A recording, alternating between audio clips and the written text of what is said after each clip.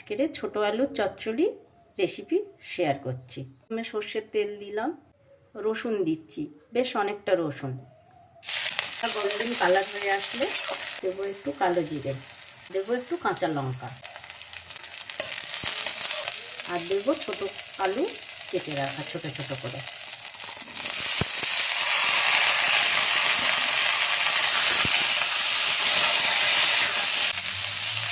লবণ, সামান্য অল্প হলুদ। এইভাবে আলুগুলোকে ঢাকা চাপা দিয়ে সেদ্ধ হয়ে গেলে, একটু ভাজা ভাজা হয়ে গেলে দেবো একটু আদা বাটা, অল্প করে জিরে আর গরম মশলা বাটা। আমি একটু চিনি দিচ্ছি, আপনারা চাইলে চিনি নাও দিতে পারেন। এবার একটু নেড়ে চেড়ে দিয়ে দেবো গরম করে রাখা জল।